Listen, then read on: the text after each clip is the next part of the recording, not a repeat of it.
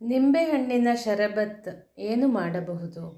ಇದು ಇಂದಿನ ಕ್ಷಣ ಹೊತ್ತು ಆಣಿಮುತ್ತು ಧ್ವನಿ ಸುರುಳಿಯ ವಿಷಯ. ಆ 7 ವರ್ಷದ ಬಾಲಕಿ ಒಂದು ದಿನವೂ ಆಡಲು ಹೋಗಲಿಲ್ಲ. ಏಕೆಂದರೆ 1997ರಲ್ಲಿ ಹುಟ್ಟಿದ ಆಕೆಗೆ 1 ವರ್ಷ ಆಗುವಷ್ಟರಲ್ಲಿ ಮೆದುಳಿನ ಕ್ಯಾನ್ಸರ್ ರೋಗ ಬಂದಿತ್ತು. ನೋವು ಹೆಚ್ಚಾದಾಗ ಆಸ್ಪತ್ರೆ, ಕಡಿಮೆಯಾದಾಗ ಮನೆ, ಮತ್ತೆ ನೋವು ಹೆಚ್ಚಾದಾಗ ಆಸ್ಪತ್ರೆ, ಹೀಗೆ ಆಕೆಯ ಬದುಕು ಸಾಗಿತ್ತು. ತನ್ನ ಓರಗೆಯ ಮಕ್ಕಳೆಲ್ಲ ಕುಣಿದು ಕುಪ್ಪಳಿಸುತ್ತಿರುವಾಗ ತಾನೇಕೆ ಮಲಗಿರಬೇಕೆಂಬ, ಅವರೆಲ್ಲ ನಕ್ಕು ನಲಿಯುತ್ತಿರುವಾಗ ತಾನೇಕೆ ನೋವಿನಿಂದ ನರಳಬೇಕೆಂಬ ಆಕೆಯ ಮುಗ್ಧ ಪ್ರಶ್ನೆಗೆ ವೈದ್ಯರ ಬಳಿ ಇದ್ದದ್ದು ಒಂದೇ ಉತ್ತರ: ನಿನಗೆ ಕ್ಯಾನ್ಸರ್ ಕಾಯಿಲೆ ಏಕೆ ಬರುತ್ತದೆಂದು, ಔಷಧೋಪಚಾರ ಕೆಲಸ ಮಾಡುತ್ತದೆಂದು ಯಾರೂ ಹೇಳುತ್ತಿರಲಿಲ್ಲ. ಆದರೆ ಕ್ಯಾನ್ಸರಿನ ಬಗ್ಗೆ ಆಳವಾದ ಸಂಶೋಧನೆ ನಡೆಯುತ್ತಿತ್ತು. ಅದಕ್ಕಾಗಿ ಕೋಟ್ಯಂತರ ಡಾಲರ್ಗಳು ಬೇಕಾಗುತ್ತದೆ ಎಂಬ ಮಾತನ್ನು ಎಲ್ಲರೂ ಹೇಳುತ್ತಿದ್ದರು. ಅಷ್ಟು ಹೊತ್ತಿಗೆ ಆಕೆಗೆ 4 ವರ್ಷ. ಒಂದು ದಿನ ತಾಯಿಗೆ, ಅಮ್ಮ, ನಾನು ನನ್ನ ಮನೆಯ ಮುಂದೆ ಒಂದು ನಿಂಬೆಹಣ್ಣಿನ ಶರಬತ್ ಅಂಗಡಿ ತೆರೆಯುತ್ತೇನೆ, $1 1 ಲೋಟ ಶರಬತ್ ಮಾರುತ್ತೇನೆ, ಬಂದ ಲಾಭವನ್ನು ಕ್ಯಾನ್ಸರ್ ಸಂಶೋಧನೆಗೆ ನೀಡುತ್ತೇನೆ ಎಂದಾಗ ತಾಯಿಗೆ ನಗು ಬಂತು. $1 ಶರಬತ್ ಮಾರಿ ಎಷ್ಟು ಉಳಿಸಲು ಸಾಧ್ಯ ಎಂದರು.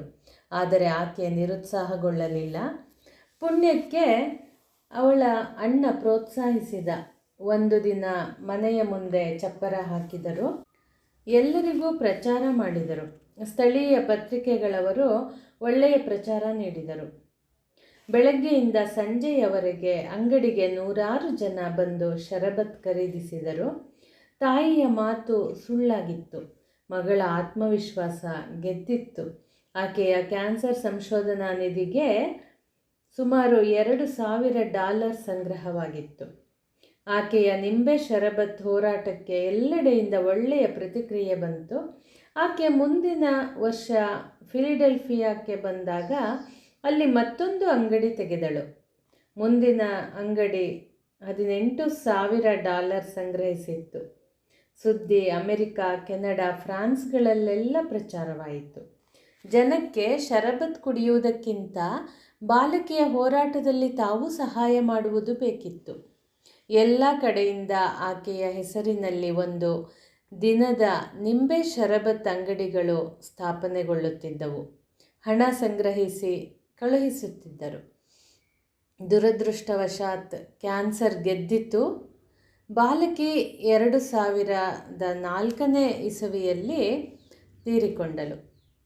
ಆದರೆ ಆಕೆಯ ತಂದೆ, ತಾಯಿ ಮತ್ತು ಗೆಳತಿಯರು ಆಕೆಯ ಸ್ಮರಣಾರ್ಥ ಸಾವಿರಾರು ಅಂಗಡಿಗಳನ್ನು ಒಂದೊಂದು ದಿನದ ಮಟ್ಟಿಗೆ ತೆರೆದರು, ಶರಬತ್ ಮಾರಿದರು.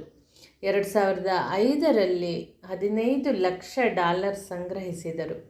ಇದೀಗ ಆ ಬಾಲಕಿ ಅಲೆಕ್ಸಾಂಡ್ರಳ ಹೆಸರಿನಲ್ಲಿ ಒಂದು ದತ್ತಿ ಸ್ಥಾಪನೆಯಾಗಿದೆ. ಅದು ಇದುವರೆವಿಗೂ $18 ಕೋಟಿ ಸಂಗ್ರಹಿಸಿ ವಿವಿಧ ಆಸ್ಪತ್ರೆಗಳಿಗೆ ದಾನವಾಗಿ ನೀಡಿದೆ. ಕೇವಲ 7 ವರ್ಷ ಬದುಕಿದ ಅಲೆಕ್ಸಾಂಡ್ರಾ ಬದುಕಿನುದ್ದಕ್ಕೂ ಕ್ಯಾನ್ಸರ್ನೊಂದಿಗೆ ಹೋರಾಡಿ ಸತ್ತಳು. ಆದರೆ ಆಕೆಯ ಹೆಸರಿನ ಅಲೆಕ್ಸ್ ಲೆಮೊನೇಡ್ ಫೌಂಡೇಶನ್ ಜೀವಂತವಾಗಿದೆ. ಆಕೆ ನಡೆಸಿದ ಹೋರಾಟವನ್ನು ಮುಂದುವರೆಸಿದೆ. ಧನ್ಯವಾದಗಳು ಸ್ನೇಹಿತರೆ. ಮತ್ತೆ ಮುಂದಿನ ಸಂಚಿಕೆಯಲ್ಲಿ ಭೇಟಿಯಾಗೋಣ.